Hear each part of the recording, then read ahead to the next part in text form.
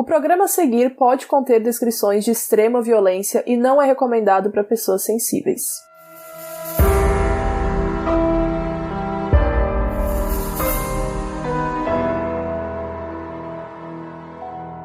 Oi Brasil, eu sou a Carol Moreira e o Modus Operandi está de volta. Voltamos de vez. E com quem mais que eu tô aqui? Eu sou a B. E eu sou a Bel. Finalmente voltamos! E hoje a gente voltou com um caso, né? Porque semana passada a gente estava aqui respondendo perguntas de vocês. E hoje vamos falar um pouco da história do BTK, ou BTK, que foi um serial killer bem famoso nos Estados Unidos e que tinha umas peculiaridades bem interessantes. E ele, inclusive, aparece em uma das nossas séries favoritas da Netflix, que chama Mindhunter, e aparece principalmente na 2ª temporada. Na cidade de Wichita, no estado do Kansas, começaram a acontecer crimes em que as pessoas eram amarradas, torturadas e mortas. Isso durou 3 décadas.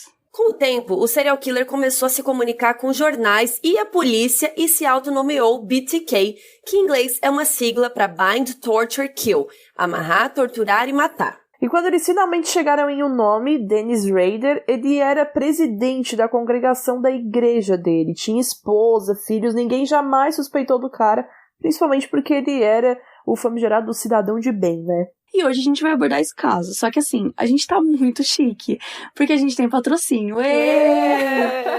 A Darkside, que é uma editora mara que trabalha muito com livros de terror e serial killers, resolveu apoiar o nosso humilde podcast. Então hoje a nossa base para pesquisa foi um livro da Darkside chamado BTK Profile, Máscara da Maldade. E vocês não estão vendo agora o livro, mas a gente vai postar no nosso Instagram, @moduspod, para vocês verem a carinha dele, que é lindo, lindo demais. Ele é perfeito, gente. A Darkside arrasa muito, né, na produção gráfica. E a Darkside tem muito carinho com a parte visual do livro, com as fotografias, com as ilustrações. Sempre vem com uma fitinha para marcar a página. E os livros são muito lindos mesmo. BTK Profile, Máscara da Maldade, foi escrito por vários jornalistas do Wichita Eagle, que acompanharam a cobertura e desenvolvimento do caso desde 1974. Eles tinham muito contato com a polícia e até ajudaram a capturar o Dennis Rader. Eles trazem informações bem legais nesse livro que a gente vai contar um pouco ao longo do episódio. E é importante falar que se você comprar o livro na loja oficial da Darkside, ele vem com um marcador exclusivo e você ainda pode usar o nosso cupom para ganhar um desconto. Então entra lá em darksidebooks.com.br, darksidebooks.com.br. O cupom é MODUSDARK10, MODUSDARK10. Então Modus com o Dark com K. Entra nesse site e usa o nosso cupom. Então entra lá no site e garante o seu, que esse livro é muito bom. Eu mesma li em 2 dias de tanta empolgação. Mas vamos lá, vamos contar essa história desde o começo. Hoje a gente vai focar mais nos assassinatos e no BTK, e para saber mais sobre investigação e detalhes do jornal, leiam o livro, gente, por favor, porque o livro é muito bom e ele dá um grande respaldo sobre todo o caso e, enfim, sobre tudo, né? Então, na época do primeiro assassinato, o Dennis Rader tinha 28 anos, cabelos escuros e olhos verdes. Ele já estava casado há quase 3, e ele frequentava a igreja junto com a esposa dele e os pais, né, ajudava com um grupo de jovens. Ele gostava muito de ver pornografia e ele ficava fantasiando, né, até antes dele cometer esse assassinato, ele ficou fantasiando muito tempo. Ele era obcecado por romances policiais, revistas sobre investigações. Ele deu apelido para o seu pênis de Spark, brilhante, né, gostava de se masturbar enquanto brincava com algemas, então ele tinha vários fetiches com isso, e ele gostava muito de ficar espiando mulheres tirando a roupa. Então ele invadia algumas casas para roubar calcinha, ele seguia as mulheres, como a gente falou, ele tinha essa fantasia de ficar olhando, observando, vendo o que elas faziam, anotava. Ele tinha essa fantasia de entrar no carro dela e atacá-las, né? E rolar esse momento que ele chamava de Spark Big Time, toda essa fantasia que ele criava com o pênis dele. E ele estava fazendo uma especialização na universidade, né? Ele estava nessa Universidade Estadual de Wichita, que era administração do sistema judicial, que ele queria observar os policiais e entender um pouco mais sobre os crimes, já que ele tinha toda essa curiosidade. E aí o primeiro crime que ele cometeu foi no dia 15 de janeiro de 1974 e foi um ataque à família Otero. E nesse dia ele matou 4 vítimas. A mãe da família chamava Julie, o pai, o Joe, e 2 dos filhos deles, a Josie e o Joey, de 11 e 9 anos. Eles tinham mais outros 3 filhos que não estavam na casa nesse momento, e uma informação que é meio... não sei, é triste saber também, é que eles tinham se mudado faz pouco tempo para aquela casa. Então a gente fica se perguntando se talvez eles não tivessem se mudado, né, se eles estariam bem até hoje. E um dia ele viu a mãe e a filha, a Julie e a Josie, andando na rua, e aí ele ficou seguindo ela e observando a família por semanas. Então ele fazia anotações dos horários da família, que horas eles entravam, que horas eles saíam, que horas o pai saía da casa, e ele ficou muito obcecado pela menina, a Josie, de 11 anos. E aí aconteceu finalmente o dia que ele falou, é hoje que eu vou fazer esse crime, e ele fez isso, gente, de manhã. 8h20 da manhã. O plano dele era chegar às 8h20 da manhã, porque o Joey, que era o pai, né, saía às 8 da manhã pra trabalhar. Só que ele tinha sofrido um acidente de carro e tinha quebrado umas costelas. Então, naquele dia, ele não tinha ido trabalhar. Então, ele tinha levado antes outras 3 crianças, os mais velhos, pra escola, e aí voltou pra casa. Então, ele chegou e ele viu uma marca de pata de cachorro, né? E ele percebeu que tinha um cachorro e ele ficou um pouco nervoso, porque ele não tinha pensado num cachorro. Por alguns minutinhos, ele se perdeu um pouco de tudo que ele tinha planejado. Então, ele cortou o fio do telefone e ele entrou e se deparou com o pai em casa. Então, mais uma vez, ele percebeu que o que ele estava planejando não era exatamente o que estava acontecendo. Então, ele foi ficando nervoso, ele apontou a arma, disse que era um assalto, né? Ele sempre estava andando com essa arma, e ele queria que as pessoas pensassem que era um assalto, não queria mostrar exatamente o que ele queria fazer. Então, ele ficou dizendo isso, que eles iam ficar tudo bem, que era só um assalto, que ele ia amarrar eles e tudo mais.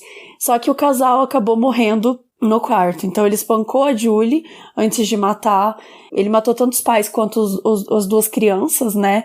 E o menino ele matou perto da beliche que ele tinha. E uma coisa que espantou bastante o detetive quando ele foi investigar o caso mais tarde, era que perto do corpo da criança, do menino mais novo, o carpete tinha marcas de uma cadeira no chão.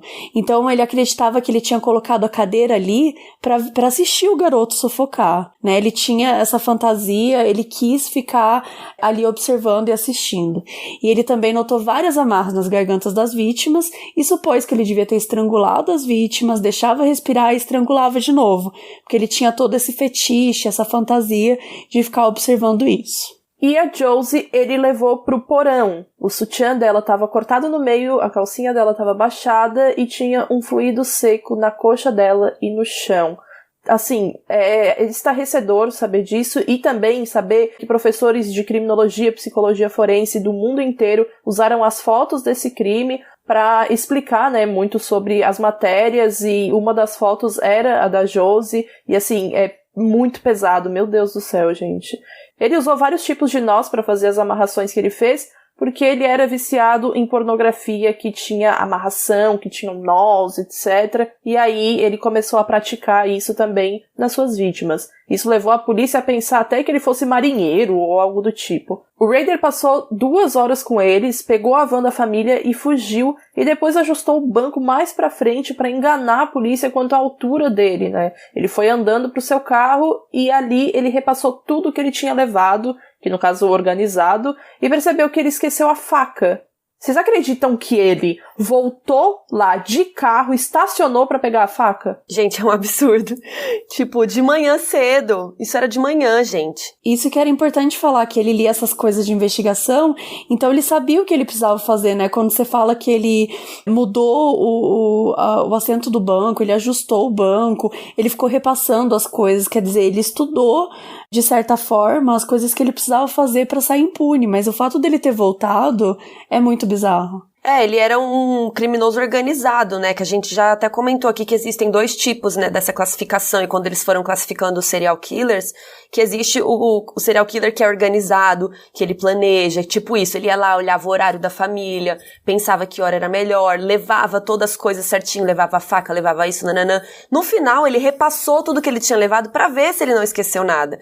Isso é um criminoso altamente organizado, né, então ele sabia muito bem o que ele estava fazendo.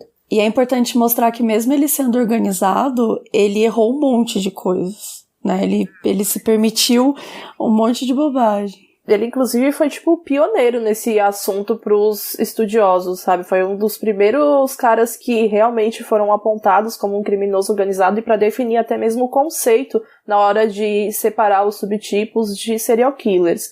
Então, assim, o Rader passou a usar o relógio de pulso do Joe Otero, porque foi o troféu que ele levou, e aí ele escreveu tudo sobre o crime que ele tinha acabado de cometer, tudo que as vítimas falaram, como foi, falou sobre o troféu também que ele levou para casa, e assinou esse documento como BTK. Depois disso, ele arquivou tudo em um fichário. É importante a gente ressaltar que quando a gente fala de criminoso organizado, é num nível, realmente organizado, assim, pra ele e pro que a gente vê de serial killers, né? Ele ficou 2 meses, pelo menos, observando tanto a Josie quanto a mãe dela, observando a família, os horários, ele já sabia quando que o cara não ia estar em casa, quando que ia estar em casa, e as crianças pequenas, né, os 2 meninos pequenos foram as primeiras pessoas a verem as vítimas, né, a família ali morta, com a vida ceifada, e quando chegou o Charlie da escola, que tinha 15 anos, faltando 2 semanas para ele fazer 16, curiosidade, ele também viu a família, ele já entendia um pouco melhor, ficou desesperado, obviamente, mas chamou a polícia, e aí, enfim, 40 anos quase depois do caso, ele voltou a falar sobre isso, mas isso a gente comenta no final do episódio. E uma coisa que eu acho que é só legal também falar desse caso, que esse relógio do pulso, que ele fala que ele usa esse troféu, ele passou a usar, isso aparece no Mindhunter. Eu não sei se vocês lembram daquela cena, mas que ele tá com uma máscara, e aí ele tá mexendo num pulso, num relógio no pulso. Então, o Mindhunter fez uma alusão a essa cena, a esse caso do Otero, quer dizer, isso já tinha acontecido naquele momento quando a gente vê o Dennis Rader em Mindhunter. Então, esse primeiro crime da família Otero foi dia 15 de janeiro de 74, e aí no dia 4 de abril de 74 ele cometeu outro crime. Ele diariamente estava procurando um novo alvo, então ele seguia várias mulheres e fazia anotações de vários horários, e ele acabou decidindo pela Catherine, de 21 anos, e chamou esse projeto, né, porque ele tinha vários diários e tal, então a gente sabe como ele chamava as pessoas por causa dos diários, né, e ele chamou esse projeto da Catherine Bright de Projeto Apagar as Luzes. Nossa, horrível. E, olha que bizarro, ele viu a primeira vez a Catherine quando ele estava levando a esposa dele para almoçar. Olha que... Ai, sério, que ódio. Que nojo. Aí o plano dele era assim, ele ia pegar uns livros, ia ficar carregando tal, ia chegar na porta dela falando que precisava de um lugar meio calmo pra estudar, e aí quando ela desse uma atenção pra ele, ele ia entrar à força na casa dela. Então primeiro ele bateu na porta, mas ninguém atendeu. E aí no impulso vocês vão ver que esses primeiros crimes dele são bem... Apesar dele ser organizado, né, ele cometeu muitos erros, como a Mabê falou. Então ele bateu na porta, ninguém atendeu, daí ele ficou meio assim, no impulso ele quebrou o vidro da porta dos fundos e acabou entrando. Só que aí ele ficou nervoso porque ela podia ver os cacos e tal e fugir, então ele pegou e limpou tudo e escondeu no quarto dela. E aí ele sacou a arma dele pra desativar a trava de segurança e ficar esperando, só que a arma disparou. Ele é muito burro. E aí ele ficou super nervoso porque podia ficar com cheiro de pólvora, podia assustar a mulher, enfim. Mas aí acabou que até aí não aconteceu mais nada. A Catherine acabou chegando em casa conversando com um homem, o Kevin, que depois a gente vai descobrir que era irmão dela. E aí ele avançou com a arma na direção dos dois. Ele disse que ele era procurado na Califórnia e que ele só precisava de dinheiro e um carro pra fugir. Que ele ia amarrar eles, mas não ia machucá-los. E ele sempre vinha com esse papinho de, eu só preciso, é só um assalto. Ele vinha com essa história pra pessoa não ficar mega assustada e saber que ela ia morrer, né? E até porque era normal, entre aspas, só amarrarem assaltos e tal, pra ter segurança de que a pessoa não ia ligar, não ia correr, não ia fazer nada. E aí é óbvio que se você acha que é só um assalto, você vai ficar mais tranquilo. Você fala assim, o cara vai embora, eu vou ficar de boa. Se você acha que a pessoa vai te matar, você vai ficar desesperado, vai tentar fugir, vai gritar, né? Então ele falava essa conversa pra isso. Só que ele achou que a Catherine estaria sozinha e que ia ser fácil amarrar ela com alguma meia calça que ele encontrasse ali e não levou nenhuma corda. Por quê? Parabéns. Porque ele queria que a polícia não ligasse esse crime ao dos Otero. Seria outro modus operandi, outra assinatura. Então, pra vocês verem como ele era inteligente nesse ponto. Ele queria cometer mais ou menos o mesmo crime, só que com outro modus operandi pra polícia não ligar os casos. Então ele achou umas coisas ali na casa, amarrou o Kevin, pediu dinheiro e tal, e levou a Catherine pro outro quarto. E aí ele ligou um som pra abafar os barulhos e decidiu matar o homem primeiro pra tirar a maior ameaça. Daí quando ele começou a puxar uma meia no pescoço dele, o Kevin conseguiu soltar as pernas, se levantar, se jogou nele, mesmo amarrado, né, mesmo com as mãos amarradas nas costas, e o Raider atirou na cabeça do Kevin.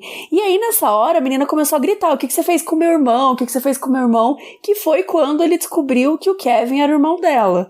Então o Kevin, mesmo com um tiro na cabeça, ele levantou num pulo, tirou as amarras, pegou a arma, eles começaram a lutar, e o Kevin era bem mais baixo que o Raider, né, é importante falar, o Raider tem 1,80 m e o Kevin acho que era uns 30 centímetros mais baixo e mais magro, mas mesmo assim ele lutou pra caramba, até que o Raider atirou de novo nele. E aí, nessa hora, ele caiu e ele resolveu ir pro outro quarto. Ele foi até a Kate e tentou estrangular, né, só que ela se debatia muito, porque ela tava nervosa, que ela tinha ouvido um tiro e tal. Ele até tinha comentado que ele precisou dar um tiro porque o irmão dela tinha tentado revidar, mas que achava que ia ficar tudo bem. Ele tinha essa coisa de estranha de querer acalmar as pessoas também. E aí ele esfaqueou ela várias vezes, nas costas, na barriga, que isso foi uma coisa que depois ele foi escrevendo, que ele não era tão fácil assim estrangular uma pessoa, as pessoas se debatiam, e então ele foi entendendo também essa dificuldade durante, né, e ainda mais com todas as coisas que estavam acontecendo, que ele não estava prevendo e tudo mais.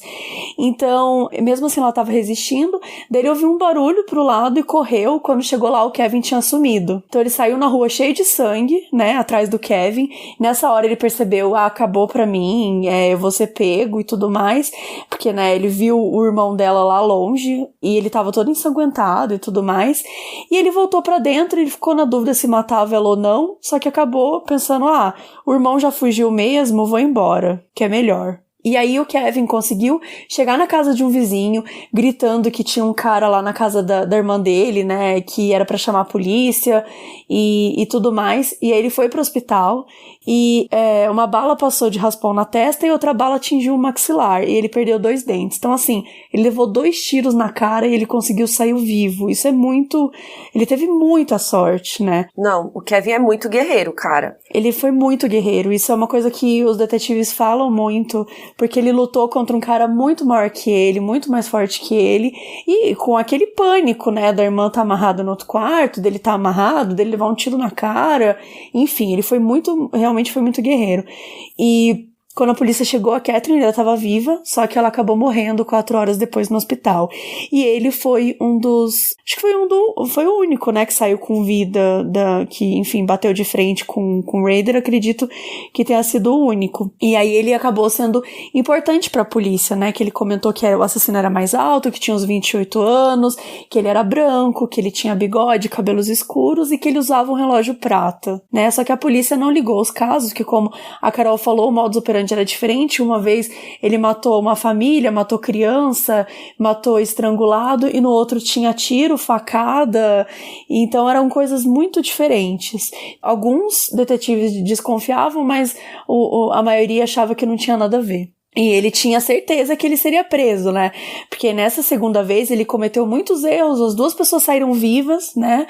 E então ele tinha essa certeza que ia acontecer. E como sempre, ele chegou na casa dele e escreveu um texto contando o que aconteceu. E esse texto chamava Uma Morte em Abril. Ele até recortou uma foto da Kate do jornal depois, quando saiu, para ilustrar esse texto dele. E aí, em 1974, meses depois desses primeiros assassinatos, rolou a famigerada carta. Eu vou explicar. Uns caras com antecedentes criminais começaram a ficar falando por aí que eles sabiam coisas, tipo, sabiam informações sobre o crime do Zotero. E aí acabou saindo uma matéria no jornal Wichita Eagle dos autores do livro da Darkseid. Só que o Raider, ele soube disso e ele ficou pistolíssimo. Ele ligou no jornal e disse que tinha uma carta sobre o caso Otero na biblioteca pública, dentro de um livro específico. O jornal ele tinha oferecido $5.000 para que mandasse informações sobre o caso. No caso, o jornal estava em parceria com a polícia, né? Mas essa ligação não mencionava a recompensa. O cara que atendeu, então, ligou para a polícia. E aí eles acharam a carta dentro de um livro de engenharia mecânica e ela tinha tantos erros de gramática que a polícia achou que a pessoa tinha alguma deficiência mental ou que estava tentando disfarçar o seu estilo de escrita de verdade, né? Basicamente, a carta falava que aqueles 3 caras só queriam publicidade, que ele fez tudo sozinho, não contou pra ninguém. E na carta tinha a posição exata dos corpos, a corda, os nós, a roupa das pessoas, tinha todos os detalhes que só realmente o criminoso poderia saber. E dizia, inclusive, que é uma parte muito interessante, que provavelmente a polícia chamaria ele de psicótico com perversão sexual por enforcamento. Ou seja, ele até tinha uma pista do próprio diagnóstico dele. E outra coisa que ele fala na carta, PS, como criminosos sexuais não mudam o seu modus operandi, ou não conseguem fazer isso por natureza, eu também não vou mudar o meu. As palavras-chave para mim vão ser amarrar, torturar e matar, BTK. E vocês vão ver ela em ação de novo. Elas estarão na próxima vítima. Apesar dele escrever com erros de gramática e tal, é muito controverso isso. Ele é muito inteligente, né? E mostra o ego dele, né? O quanto ele precisa ser descoberto não ser descoberto, mas o quanto ele precisa ganhar atenção por aquilo, né? Ele ter forçado tanto isso, dele parecer ter alguma deficiência mental, obviamente os investigadores só iam pensar que, tipo, como uma pessoa que tem tanta deficiência assim, que tem tanta dificuldade de escrever, sabe tanta coisa também sobre psicopatia, sobre perversão sexual, sobre modus operandi, como assim, sabe? E na carta também, ele falava que não adiantava pedir ajuda, que ninguém ia ajudar ele, que ele tinha essa coisa dentro dele que ele chamava de monstro, às vezes chamava de fator X, né, que ele falava, e que ninguém poderia ajudá-lo. E aí, isso não foi noticiado, a polícia pediu pro jornal não publicar, mas uns dias depois o jornal publicou uma notinha nos classificados. Por que isso? Porque eles não queriam que a população ficasse alarmada. Então eles publicaram nos classificados, porque eles sabiam que o cara tava lendo o jornal deles, e aí eles publicaram isso, BTK, a ajuda disponível. E aí colocaram um número de telefone que era pra ele ligar antes das 10 da noite. E eu amei porque que eles colocaram esse horário. Tipo, eles não queriam trabalhar depois das 10 da noite. Não entendi. Prioridades. E aí, mais uns dias depois, o jornal publicou uma matéria meio escondida, não era tipo a primeira página nem nada, sobre o BTK. E nessa matéria dava a entender que eles queriam entrar em contato com ele para oferecer ajuda. E que esse jornalista, o Don Granger, estava disposto a conversar com ele. Mas o BTK cagou. Ele estava muito ocupado porque ele tinha começado a trabalhar numa empresa que instalava alarme de segurança dentro da casa das pessoas. E por que tinha essa empresa? Porque com os casos que rolaram, as pessoas começaram a ficar enlouquecidas, porque é uma cidade pequena, né? Se não me engano, menos de 300 mil habitantes. Antes o pessoal deixava a casa aberta, ficava mais tranquilo. E aí, a partir desses crimes que foram rolando, as pessoas começaram a instalar alarme de segurança e tudo mais. E qual não foi a ironia ao saber que o Dennis Rader seria uma dessas pessoas que instalaria esses alarmes de segurança dentro da casa? É horrível. A empresa que instalava esses alarmes chamava ADT. Então, 3 anos depois, em 1977, 17 de março, ele fez mais uma vítima. Então, ele tinha parado de matar, porque ele estava ocupado com a faculdade, trabalho, a esposa dele ficou grávida. 9 meses depois que ele mandou essa carta pro jornal, nasceu o filho dele. Então, ele foi se ocupando com esse monte de coisas. E aí, de repente, em volta de meio-dia, ele viu um menininho na rua, mostrou uma foto da família pra ele, perguntando se ele tinha visto aquelas pessoas. Ele disse que não e vazou. E daí ele ia bater na porta do Projeto Blackout, né, que era o novo nome que ele tinha colocado, só que ninguém atendeu. Então ele resolveu seguir menino. Aí ele bateu na porta, a mãe da criança atendeu, e ele já foi entrando, falando que era um detetive, e depois sacou a arma. E ele disse que era algo parecido de novo com um assalto, pra acalmar ela. Depois acrescentou que ele tinha problemas com fantasias sexuais, então ele iria amarrar, fazer sexo e tirar fotos, que não seria agradável, mas ficaria tudo bem. Não seria agradável, né, gente? Só. Ai, que ódio. Ainda bem que ele pontuou. E ele trancou as 3 crianças no banheiro, que era o Bud, Stephanie e Steven, e ele pensou, né, quando eu terminasse com a mãe, ele talvez enforcasse a menininha. Foi o pensamento que ele, né, tinha. Então ele trancou as crianças com brinquedo, cobertor, travesseiro. E ele levou a mulher pro quarto, ele enrolou as pernas, o braço com fita isolante, para depois usar as cordas, e aí ele poderia, tipo, amarrar com mais calma. E aí, ela começou a passar mal, ela vomitou, e ele foi na cozinha pegar um copo de água pra ela. Como a Carol falou, ele tinha aquilo de querer ajudar e acalmar as próprias vítimas, né? E é bizarro, porque ele pega um copo de água pra ela falou que tava doente, né, que ela tava meio mal, ela vomitou, óbvio, tipo, o cara fala que vai te estuprar, Sim. Aí ela vomitou, passou mal, aí ele foi na cozinha, pegou um copo de água pra ela tomou a água, e aí ele colocou um saco na cabeça dela, enrolou a corda e estrangulou ela. Qual a lógica disso? Nossa, sério. E aí a sorte das crianças é que o telefone começou a tocar. Como, enfim, nem era uma casa que ele tinha pensado em ir, ele acabou entrando, nem sabia direito o que ia fazer, e o telefone começou a tocar, ele ficou um pouco nervoso, ele decidiu não fazer nada com as crianças, só roubou 2 calcinhas da mulher e foi embora. Então os investigadores, quando chegaram, eles notaram algumas semelhanças com o caso Otero. Só que muita gente percebia a diferença, né? Porque no caso não tinha sêmen, o telefone não tinha sido cortado, as crianças não tinham sido mortas. Então, de novo, alguns viam as similaridades e outros viam as diferenças. E, de novo, nessa época, a gente não tinha como, que nem o sêmen que foi coletado no Otero, mas você não tinha uma tecnologia para descobrir isso, né? Você não tinha uma tecnologia para investigar isso da forma correta, como você consegue investigar hoje DNA e tudo mais. Então, todas essas coisas também contribuíram na época.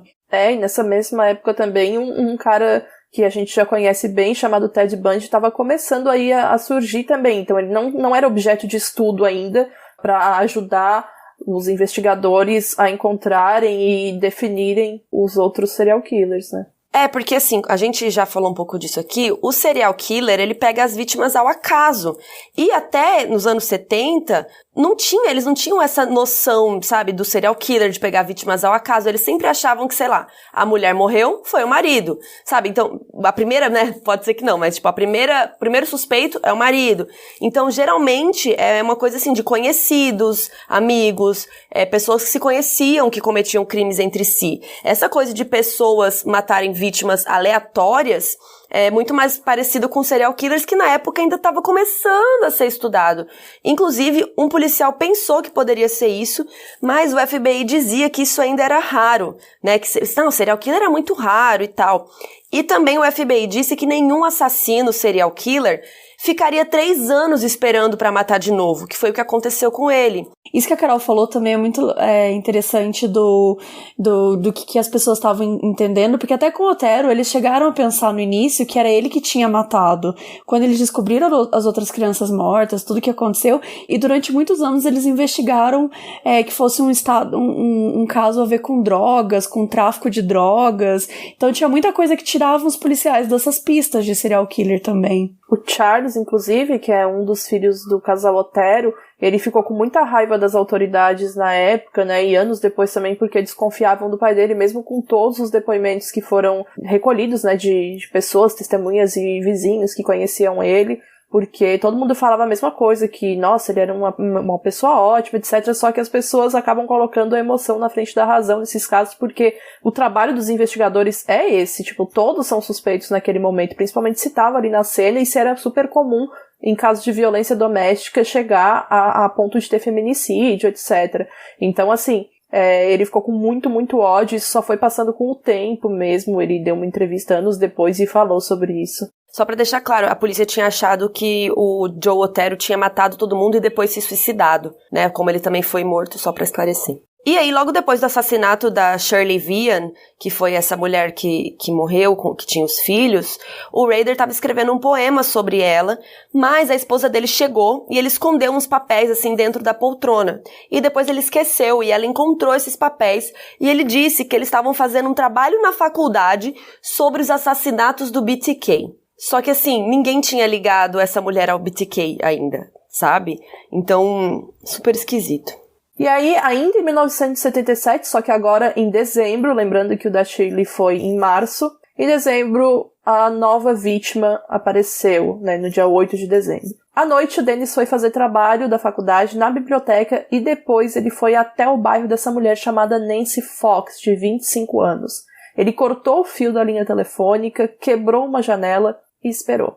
Quando ela chegou em casa, ela teve uma reação bem diferente da maioria, né, das pessoas que encontram uma pessoa estranha em casa. Ela foi super afrontosa, falando que ia chamar a polícia, perguntou o que ele queria, o que ele estava fazendo lá, e ele ficou excitado, entre aspas, porque achou ela corajosa. Ele disse que queria sexo e queria tirar fotos e que pra isso ele teria que amarrá-la, né, obviamente. Aí ela disse que não, que era pra ele ir embora, mas ele falou que não ia, eles ficaram discutindo. Aí ela fumou um cigarro enquanto ele ficava pegando os troféus na bolsa dela, gente. Tipo, bizarro pensar nisso agora e pensar na cena toda na nossa cabeça.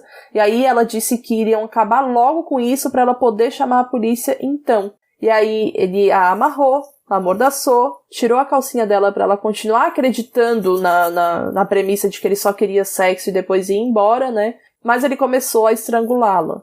Então, assim, ela tava com as mãos algemadas, tava de bruços e apertou o saco dele, gente. Perfeita. Ela apertou, surtada, porque ela sabe, obviamente, né? Sabia que era super sensível e machucou, mas ele gostou. Então, quando ela apagou totalmente e ele soltou o cinto pra ela respirar e ele repetir tudo de novo, sabe? Ele não matou na hora, ele fez de novo justamente porque ele gostou da atitude dela. Depois que ela morreu, ele se masturbou em cima da camisola dela. E aí, assim, ele também roubou umas lingeries dela, porque ele gostava de brincar com as roupas femininas, né? Anos depois, ele disse que esse foi considerado o seu ataque perfeito. E justamente ele considerou perfeito, provavelmente por causa da reação dela, né? Porque na cabeça dele, ele achava que ela tinha feito aquilo contribuindo com a loucura dele. E os ataques anteriores dele, tipo, o pai tava na casa, daí tinha um cachorro, aí o outro tinha um cara, daí deu facada, deu tiro sem querer. O da Shirley tinha as crianças no meio, tocou o telefone. Então, nesse ataque da Nancy Fox, foi o mais tranquilo, entre aspas, é horrível falar isso, né? Mas o que foi mais como ele planejou. E ele ficou tão feliz com o resultado que no outro dia, olha isso, mano, ele ligou pra polícia pra avisar que eles iam encontrar um corpo, um homicídio, deu o endereço e o nome dela. Só que depois ele ficou mega arrependido e durante semanas ele ficou achando que ia ser preso, mas não deu em nada. E aí, o chefe de polícia, o Lamoignon, que o livro da Darkseid fala muito, né, dos detetives e tal, ele começou a achar que poderia ser o BTK. Uma pessoa viu o BTK, né, o Dennis Rader, saindo do telefone público, da onde a polícia identificou a chamada, e disse que era um cara alto, de 1,80 por aí, e que ele usava um uniforme cinza de operário e entrou em uma van que tinha algum logo, que agora, né, a gente sabe que era a van da ADT, que é o negócio que instala alarmes, né? Mas isso foi bom pra polícia, pra eles poderem ter um norte aí de quem poderia ser esse cara. E aí é revoltante que nem isso eles conseguiram encontrar, né? Tipo, o fato de ter visto o logo, mas não ter falado qual logo era, também deve ter prejudicado bastante. Então agora a gente vai pra 1978, praticamente um mês depois, que era 31 de janeiro, que é um poema que ele escreveu. Então ele ajeitou o poema que ele tinha escrito sobre a Shirley, né, com carimbo de criança, e mandou pro jornal, o Wichita Eagle.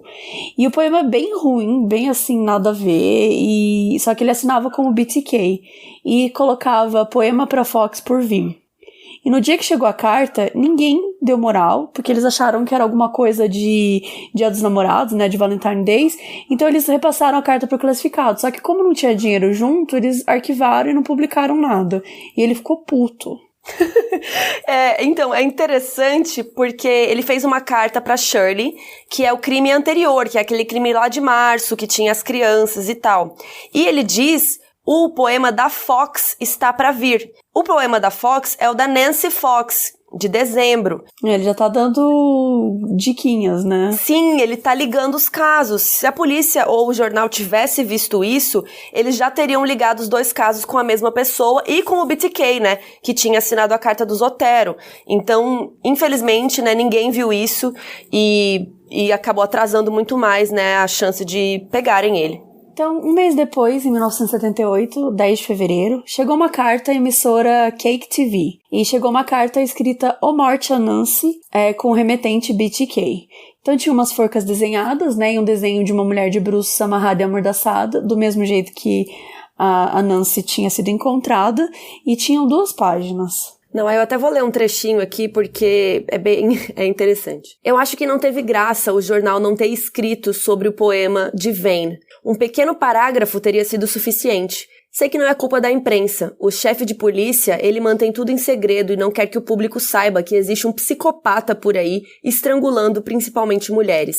Tem 7 pessoas debaixo da terra. Quem será a próxima? Quantas eu tenho que matar antes que eu tenha meu nome no jornal ou alguma atenção nacional? Será que os Tira acham que todas essas mortes não estão relacionadas? O que isso significa? É aquilo que eu falei. Ninguém tinha relacionado os homicídios do Otero com os da Fox e o da Shirley. Então agora eles tinham essa informação que ele era um assassino em série, um serial killer. E é por isso que essa carta é muito importante. E aí nessa carta ele falava que tinha matado 7 pessoas, então faltava uma que eles ainda não sabiam, que era a Catherine, né, que acabou morrendo depois no hospital, e teve facada e tal. E aí o pessoal do jornal ligou pra polícia, contou tudo, e a polícia decidiu alertar o público uma reportagem na Cake. Falaram que esse assassino em série estava solta, e voltando um pouquinho sobre as cartas do BTK, em uma delas ele tinha desenhado uma mulher amarrada e na cômoda seus óculos. Em outra ele citou onde estavam os óculos da vítima, que foi o caso do Otero. Então a polícia achou que ele tinha essa obsessão com óculos, então eles resolveram exibir no noticiário, né, com o investigador da polícia, e ficava piscando uma imagem tipo Jequiti, sabe? Em frações de segundo, com desenho de um óculos dizendo ligue pro chefe de polícia. Tipo assim, se a gente acha que ele tinha umas ideias bizarras, a polícia também tinha umas muito bizarras. Anos 70, né? A galera tava tentando. Meio bizarro pensar que isso existiu, tipo, dessa forma, né? Nossa, né? Mano, como assim? Um óculos e piscando. Ligue para o chefe da polícia. E o pior é que umas pessoas ligaram pra polícia, mas ele não ligou. Porque também era um cara que tava, né, tentando se comunicar com o jornal. Então era uma pessoa carente, né? Acho que era a maneira que eles encontraram, mas não fazia sentido nenhum. E aí, um ano depois, em 79, mais precisamente no dia 28 de abril de 79, rolou um furto na casa de uma mulher chamada Anna Williams. Ela tinha 63 anos e quando ela chegou na casa dela, ela percebeu que coisas foram roubadas, roupas dela e a linha de telefone tinha sido cortada. Quando ela percebeu isso, ela fugiu, mas nada aconteceu com ela. Só que isso também é atribuído a ele porque, né, provavelmente ele tentou escolher a próxima vítima lá, tentou pegar ela também, só que ela não estava em casa, então ele só levou troféus para não esquecer desse furto que ele tinha feito. E aí, no dia 14 de junho, isso foi em abril, né, esse furto. No dia 14 de junho de 79, chegou um pacote com o nome dessa senhora lá na Cake TV. Então ele foi aos Correios pessoalmente, gente, esse cara, pessoalmente, e mandou a moça dos Correios colocar um pacote na caixa da emissora de TV. E nesse pacote tinha uma das echarpes da Ana e uma de suas joias. E tinha um desenho de uma mulher amordaçada, deitada, e também, de novo, um poema cheio de erros ortográficos e ameaças sexuais. E aí falava, Ana, por que não apareceu? Então, a polícia achou que a tentativa, né, desse dia aí na casa da Anna Williams, na verdade, ele queria a neta dela, de 24 anos, que às vezes ficava com ela. Por que eles acharam isso? Porque ele nunca tinha atacado nenhuma senhora, né, nenhuma pessoa mais velha.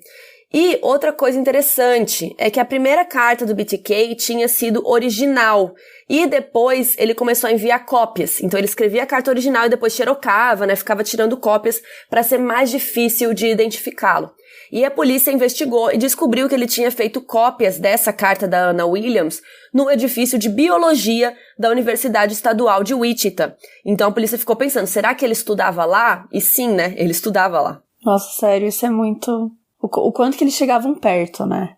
Mas enfim, sempre chegando perto, mas nunca chegando de fato até ele. Então, 5 anos depois, né, em 1984, ainda nada, as investigações continuavam, né? Ele deu essa sumida, mas a polícia continuava nesse caso, já tinha passado 10 anos do assassinato do Otero. Então agora eles tinham mais tecnologia de genética, né? Eles sabiam como comparar o sêmen, então pegaram o sêmen encontrado no crime Otero e compararam com o sangue de alguns suspeitos, inclusive estudantes da universidade, já que eles tinham essa essa suspeita de que poderia ser um estudante, mas também não encontraram nada. Então veio um especialista do FBI e ele deu esse perfil do criminoso, que ele praticava bondage. Uma das técnicas do BDSM, do sadomasoquismo, era a servidão. Ele era sádico sexual obcecado por controle. Ele interagia superficialmente com as pessoas. Ele gostava de romances policiais ou revistas de investigação, gostava de dirigir e poderia ter uma boa carreira. O último crime dele, né, foi aquele furto em 79, e agora a gente chega em 1985, nos dias 26 e 27 de abril. Ele entrou na casa da Marine Hedge, que era uma senhora viúva de 53 anos. Ela morava, gente, a 6 casas de distância da casa dele. Mano, muito perto. Muito perto. Ele tava muito preguiçoso já, ele tava mais velho e tal, mas ele planejou um álibi que ele achava perfeito.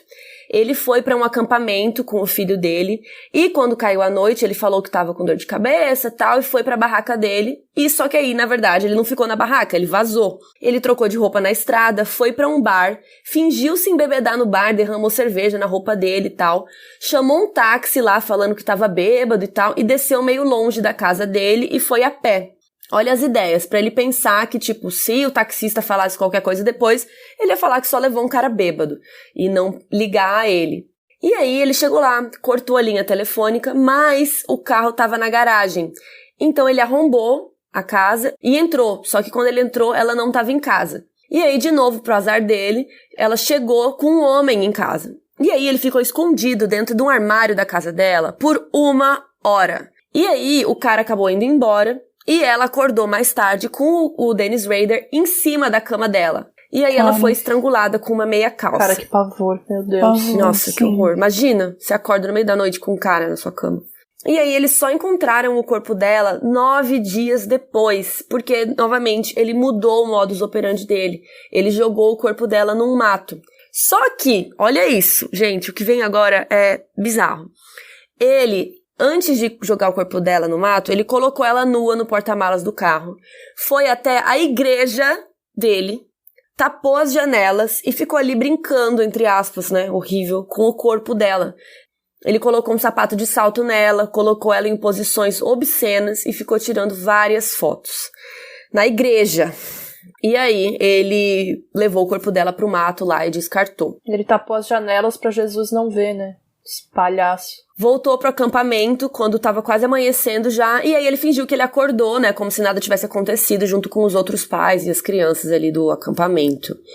Só que, de novo, esse caso não batia muito com os casos do BTK, até porque não tinha corpo, e até agora todos os corpos do BTK estavam na cena do crime, e esse não tava. E aí, quase um ano depois, na verdade mais de um ano depois, em 16 de setembro de 1986, ele fez uma nova vítima. Só que dessa vez ele fingiu que era um funcionário, né, de uma empresa de manutenção de telefone.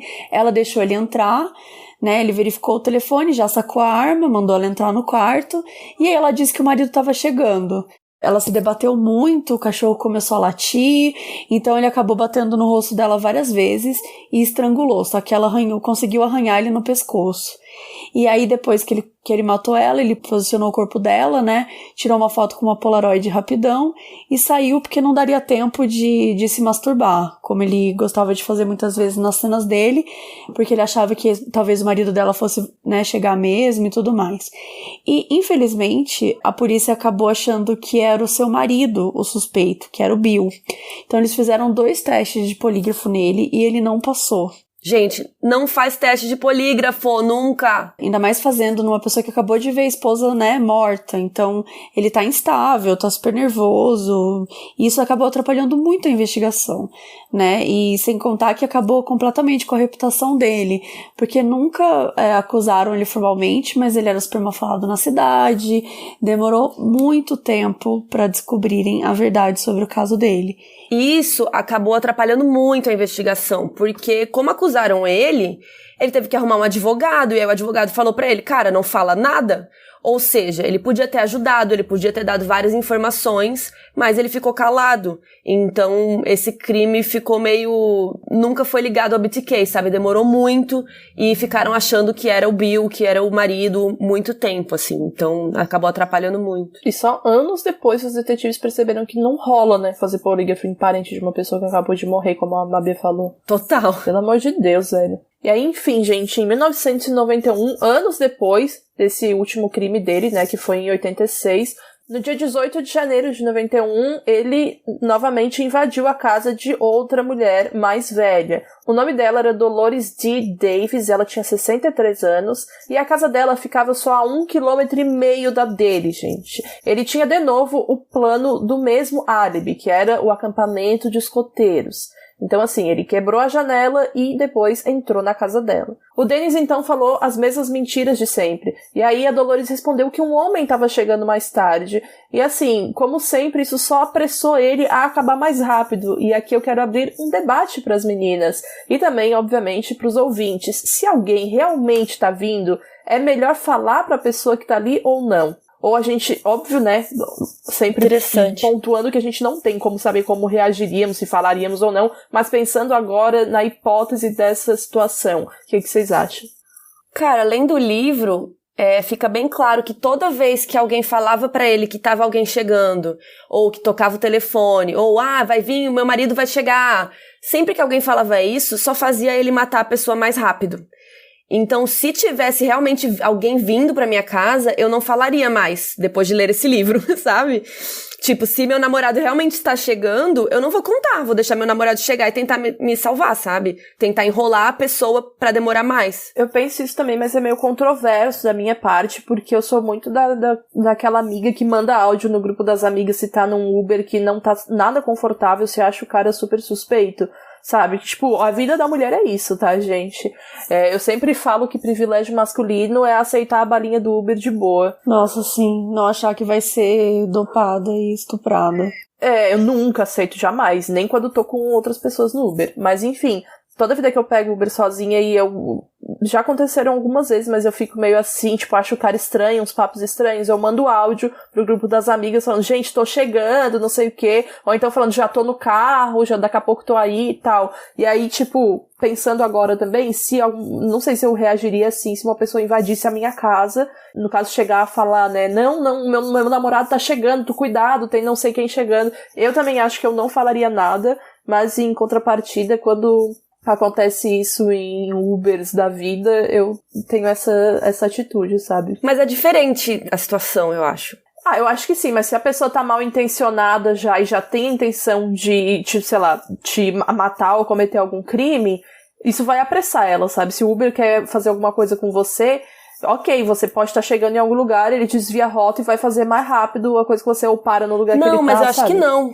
Eu discordo, porque eu acho que no caso do aplicativo, você tá no carro, você tá indo pra algum lugar. Então, você falar que já está no carro, já estou chegando, significa que tem alguém te esperando. Com certeza. Entendeu? Com certeza. Aí, eu acho diferente do que estar alguém chegando na sua casa, sabe? Porque no caso do carro, o cara vai ficar, putz, tem alguém esperando ela não tá sozinha. Então, vão dar falta dela mais rápido. Eu sempre falo, inclusive, que eu mando print. Tipo, eu falei assim, eu te mandei o print aí pra ver onde eu tô. Porque daí, se o cara tá pensando em alguma coisa, ele sabe que a placa do carro dele tá em jogo. Sim, tá exato. Ligado? Eu sempre falo, tipo, eu tô compartilhando com você a rota, essas coisas, porque tem essa opção também. Sim. Eu penso diferente, eu acho que eu avisaria, eu falaria que alguém tá chegando, porque a gente tá falando de várias situações, eu sei que muita gente fala também sobre não reagir, eu acho que uma coisa é estar na rua, mas outra coisa é uma pessoa estar dentro da minha casa. Se uma pessoa estivesse dentro da minha casa, eu gritaria, eu diria todas as coisas, eu iria pra cima da pessoa, não importa se ela tá com uma arma, não, eu morreria, mas eu morreria lutando, eu morreria tentando acabar com a pessoa, tentando bater nela, tentando agredir, iria com tudo que eu tivesse na minha mão. Porque assim, mas se eu falar pra ele vai matar mais rápido, tudo bem, eu prefiro morrer mais rápido do que ficar sendo torturada por uma pessoa na minha casa, então... Eu quero dizer que, tipo, às vezes ele não ia te matar logo de cara, sabe? Não, mas eu prefiro que me mate bem rapidinho do que ficar me torturando. Eu já ia falar, tá vindo uma galera aí, se eu fosse você fazer isso logo, e é bom se acertar, porque se eu me esquivar, seu desgraçado, Você vai ver. Mas brincando, mas eu acho que é isso, assim, sabe? Tipo, pensar numa pessoa numa casa, e é muito pesado isso, porque muitas dessas vezes, de novo eu acho que ele usa uma coisa bem, óbvio, é bem diferente do modus operandi, mas o Ted Bundy, ele tinha essa coisa dele se mostrar mais frágil, né? Uma pessoa que precisa de uma ajuda, uma pessoa que tá com a perna quebrada, e ele de aproveitar dessa coisa das mulheres. Você vê que muitas vezes esse cara que invadia a casa das mulheres, e você vê que ele conta, elas nem tentavam reagir, porque é um medo muito grande, né? É um pavor, e existe essa coisa do tipo, eu preciso prover você, né? Tem essa coisa da mulher precisar servir o homem, essa coisa que a gente, que vem intrínseca na gente, que a gente acredita, não, o cara ele só quer saltar rapidinho, eu tenho que ser submissa, eu tenho que aceitar. Então, é super triste quando a gente vê isso, porque na verdade ele só faz isso com essas mulheres, né? Porque ele esperava isso mesmo, ele espera essa submissão.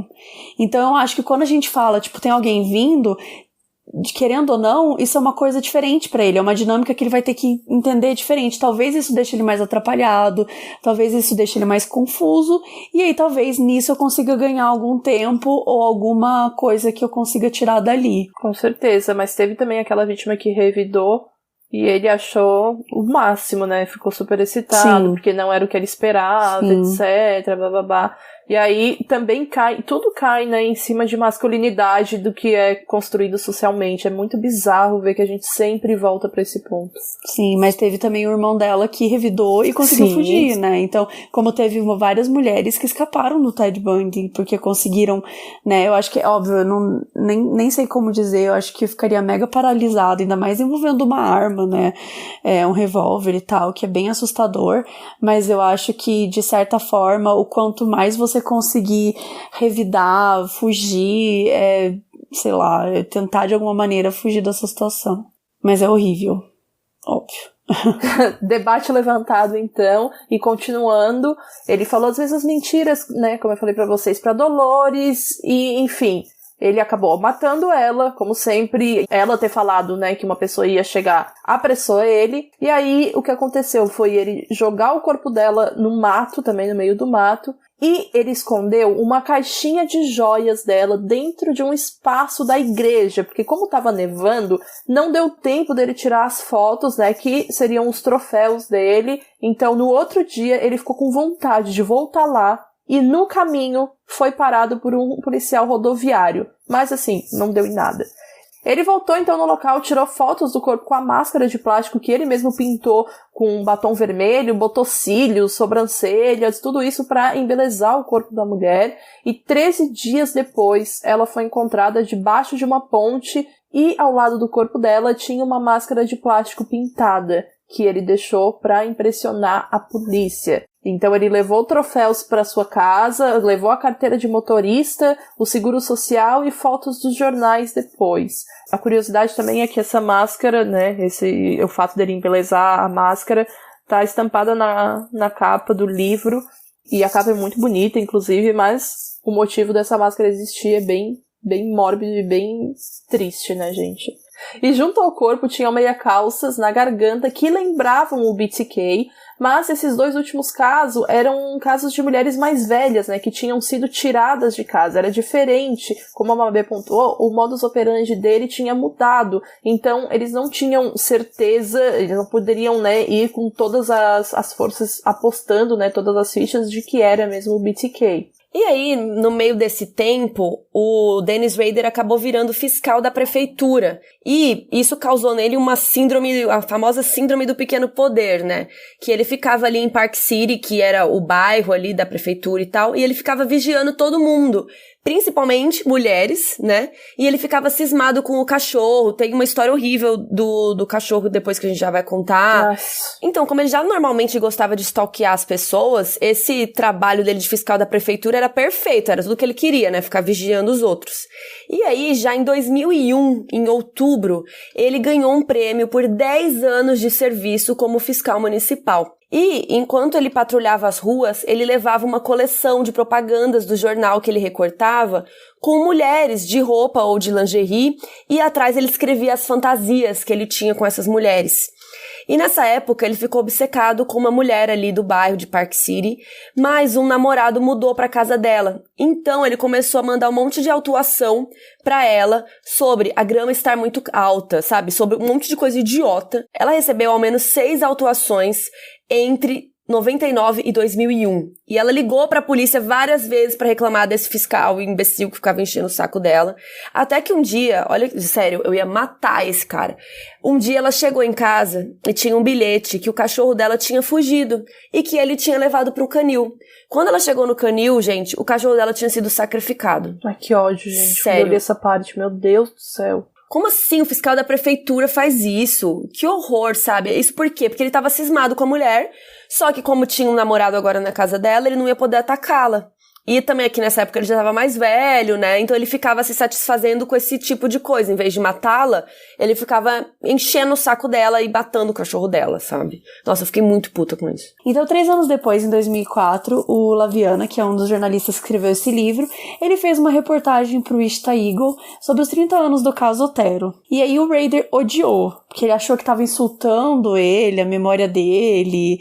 E aí tinha um trecho que vários alunos de um advogado nunca tinham ouvido falar nele. E ele ficou bravo porque ninguém se lembrava, ninguém mais tinha medo dele, né? Porque fazia muitos anos, tinha sido nos anos 70, e ele não era mais um cara temido na cidade. Não, imagina, o cara foi dar aula de advocacia e citou, o BTK, o caso do BTK, e aí, tipo, nenhum aluno lembrava do caso do BTK. Ninguém não sabia nem quem era. Não, ele ficou muito pistola.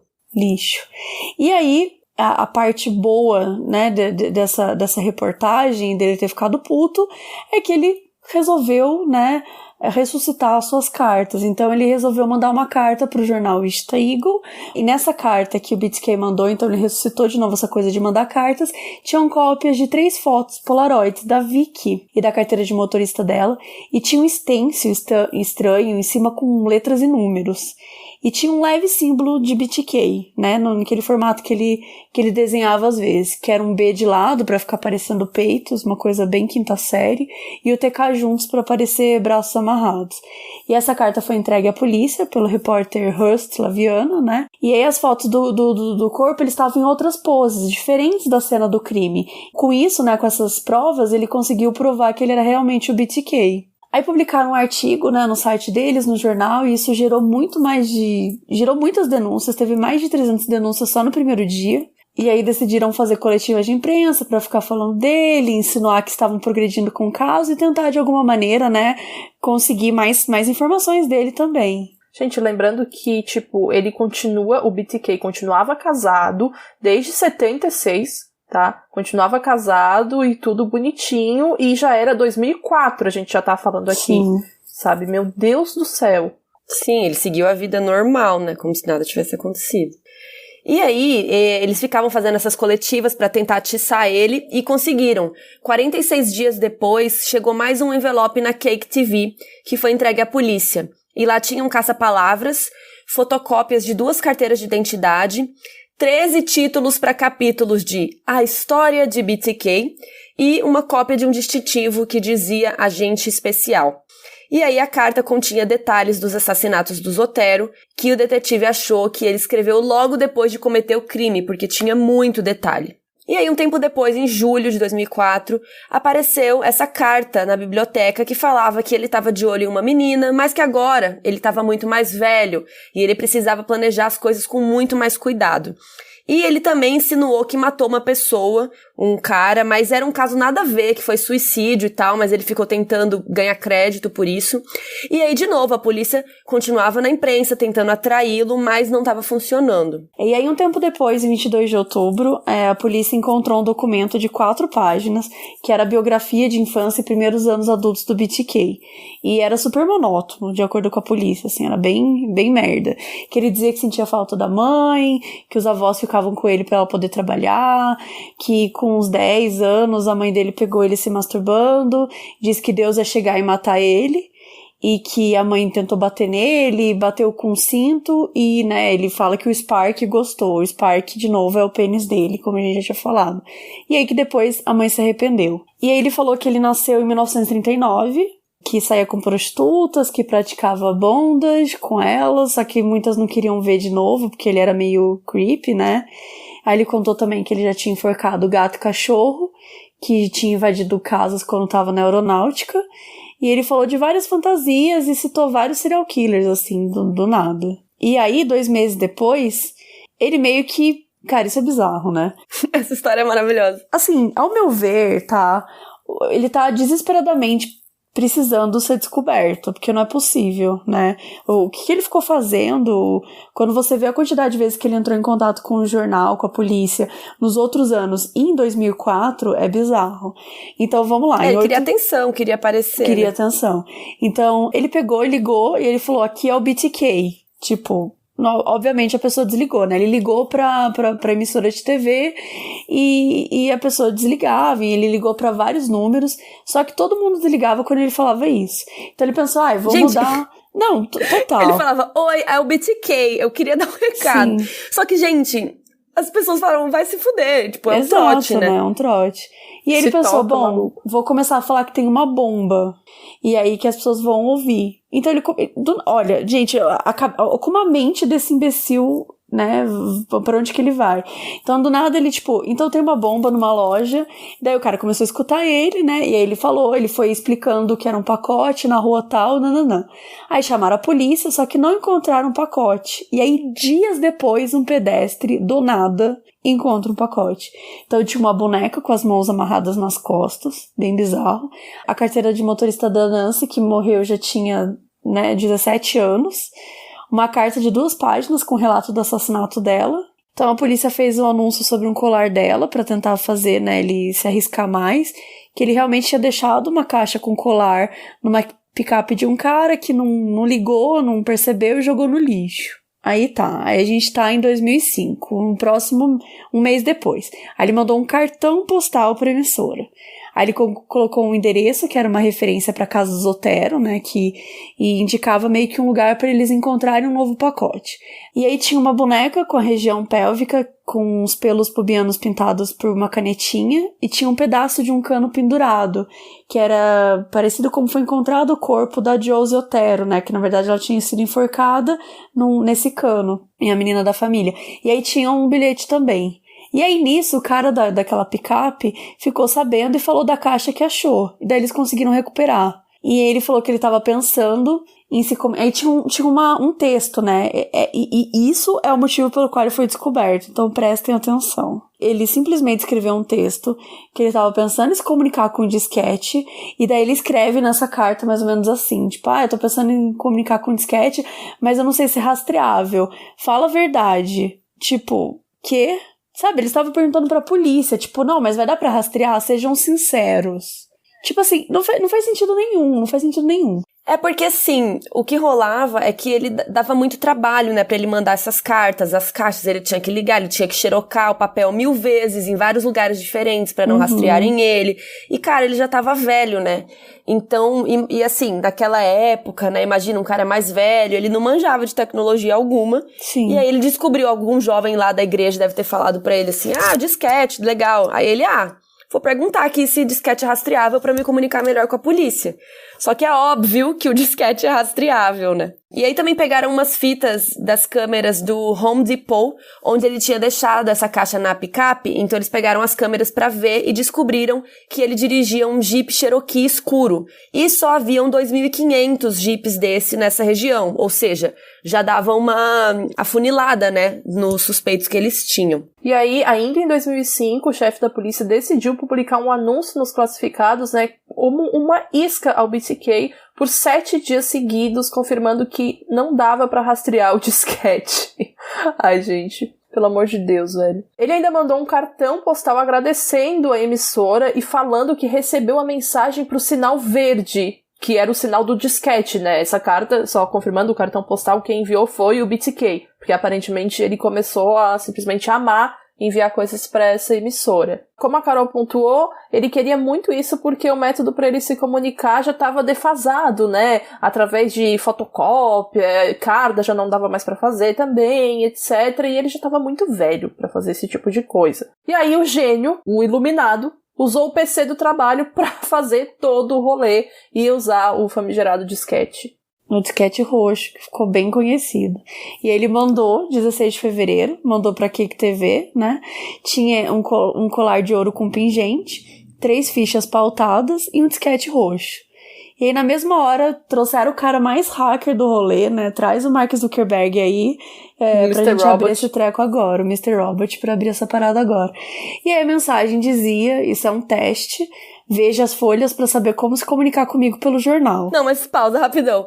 Ele usou o disquete só pra falar, veja as folhas de papel que eu mandei. Ele podia ter colado um post-it. Mano... E aí, tipo, eles falaram, bom, vamos olhar aqui e tal. E o cara foi em propriedades do arquivo e apareceu o Dennis, que era o primeiro nome dele, e que o disquete tinha passado pelo computador da Igreja Luterana de Cristo, e que foi usado na Biblioteca Pública de Park City. Ou seja, o disquete era rastreável. Literalmente a gente conseguiria descobrir isso. Exatamente. Sério, um clique do lado direito do mouse, o cara abriu propriedades e apareceu tudo isso. Sim. Tipo, não precisava ser o Mr. Robot. Tipo, qualquer imbecil faria isso. E eles viram que, tipo, o cara era ninguém mais, ninguém menos do que o presidente da congregação da igreja. Sim. Não, eles deram um Google, tipo, naquela época, não sei se era Google, sei lá, um KD. Era, já tinha. Uma Alta Vista.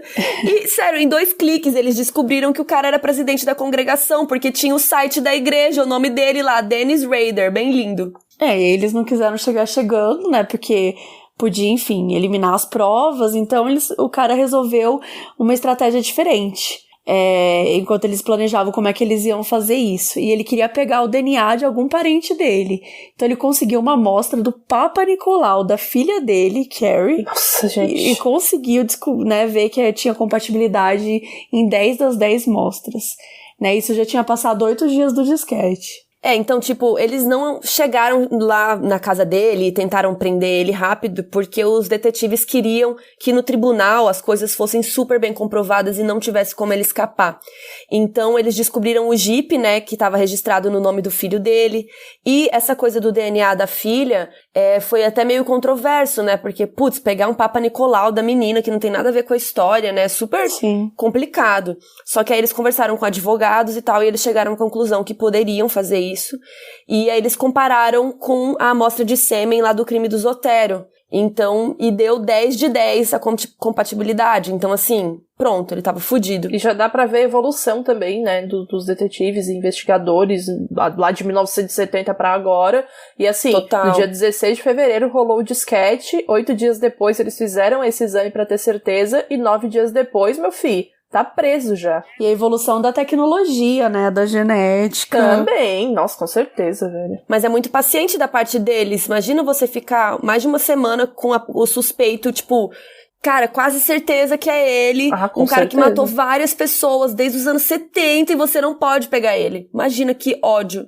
E aí, no dia 25 de fevereiro de 2005, além de tudo, queriam que ele confessasse para que fosse irrefutável e ele pagasse por cada assassinato, né, gente? Ele foi preso, foi coletado o DNA, ele deixou de boa coletarem e tal, nunca perguntou pra polícia por que ele foi pego, né? E quando perguntaram pra ele do BTK, ele disse que ele era um fã do BTK há anos. Mas no fim das contas ele acabou revelando sim que ele era o BTK e ficou puto. Olha só essa parte, ele ficou putíssimo porque mentiram pra ele sobre o disquete. Ele questionou o detetive, ele, pô, tu mentiu pra mim, hein, cara? Vacilo, hein? Vacilão. Depois que ele foi contando os assassinatos e até com uma certa dramatização, assim, ele se levantou, imitava os gritos, fazia uma simulação mesmo. Inclusive, por favor, gente, leiam o livro pra saber tudo da confissão dele e tal. Tem muitos detalhes no livro, é bem legal. E eu achei muito responsável também, bem responsável da parte deles na hora de relatar isso ali. Também encontraram o seu diário, né, que é aquele diário que ele anotava todos os crimes lá com detalhes e tal também. As polaroids dele fazendo bondas em si mesmo. Maquiagem, peruca loira, carteira de motorista das vítimas, originais das cartas, várias coisas. Gente, ele escreveu mais de 300 cartas. Então, assim, pensem. Quando ele foi falar depois sobre os casos, ele falava que o fato dele ser casado, de ter essa outra vida paralela, atrapalhava o fato dele ser um serial killer. Mano. A coragem. Ai. E aí o trabalho também atrapalhava, porque ele ficava enrolado com as obrigações. E aí ele tinha essa coisa de que pra ele caçar era como uma pescaria. Tinha dia que ele dava azar, que ele saía pra pescar, né? Só que ele não achava um bom alvo. Acho que ele mesmo falou que ele observou mais de 100 mulheres, né? Ele chegou a matar bem menos, mas ele observava muita gente, escrevia. E ele contava que tudo começou com 8 anos, quando ele viu os avós dele matando galinha. E ele olhou pro sangue, pra cena toda e como que elas pulavam, e que ele teve um sentimento sobre isso, né? Uma sensação boa. O que não foi uma abominação, né? Ele olhou aquilo pensando, sei lá, que foi bacana e legal ver o sangue jorrando das galinhas. Exato. E aí ele percebeu que se sentia diferente em relação às meninas quando criança, que ele tinha essa vontade de amarrar e estrangular. Só que ele disse que não tinha nada no passado dele que tivesse feito ele fazer isso, mas que tinha esse demônio dentro dele, que ele chamava, né, de monstro, de fator X. Então ele teve vontade de matar muito mais gente, mas ele se contentava às vezes em ficar seguindo. E acho que é importante também que a gente trouxe vários dos serial killers, a gente fala muito sobre como é sexual pra eles, né? E por mais que fosse sexual pra ele não tinha essa coisa de estuprar as vítimas ou transar, né? Ele não tinha essa coisa de violar o corpo. Pra ele, a satisfação era enforcar, né? Era estrangular.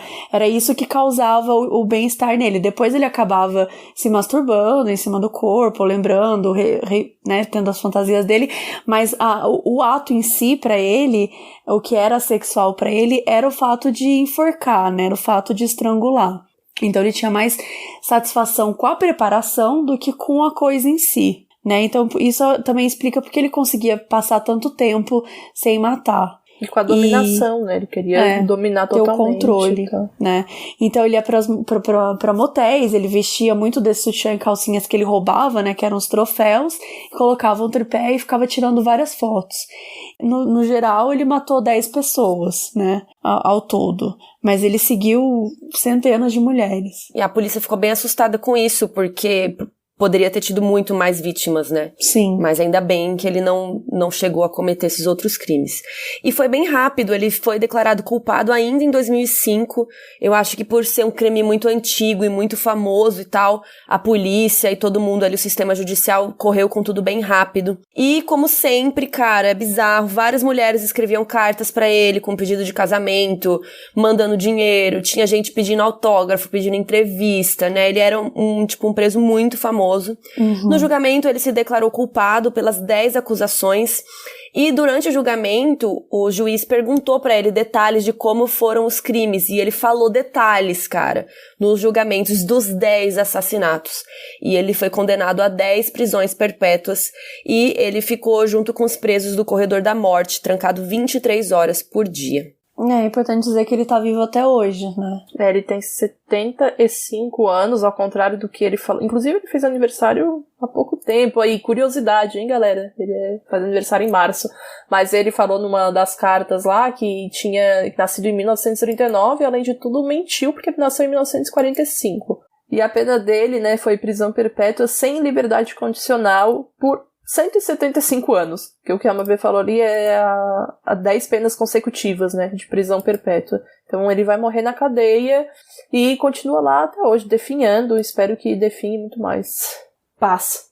E acho que é legal também falar um pouco do livro, que a gente pontuou um pouco durante o episódio, mas ele realmente é um livro muito interessante de ler. A gente falou várias das características, mas ele era um cara, é uma história muito peculiar, né? As cartas que ele escrevia, a maneira como ele pensava, a maneira como ele enganou a polícia, e que, enfim, eu não sei se vocês concordam, mas eu acho de verdade que ele praticamente implorou pra ser preso, como o Ed Kemper mesmo fez, tipo, por favor, me prendam, porque pra mim não faz sentido ele continuar mandando aquela carta e ter caído. Porque muita gente fala que ele foi burro de ter caído nesse golpe do disquete, mas eu não consigo acreditar que ele não tentou aquilo, sabe? Porque de verdade, ele só foi preso porque ele quis. Ele queria atenção. Então acho que no livro é muito interessante tentar entender um pouco sobre isso. Acho que é um livro que fala também muito da história dos investigadores, né? Das pessoas que estavam por trás, e que é legal pontuar também como isso impactou a vida deles. É muito legal como o livro traz o trabalho dos jornalistas, né? Da da investigação. Como a gente falou aqui no começo, a gente não quis falar tanto sobre essa parte pra vocês lerem o livro, né? Porque senão a gente ia acabar contando tudo.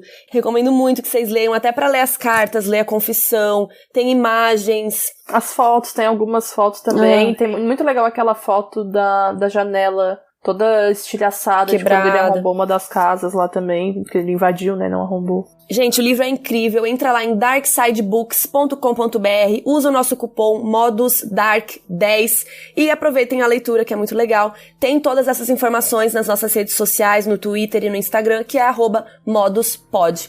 Entrem lá e aproveitem a leitura. Um beijo, até a próxima.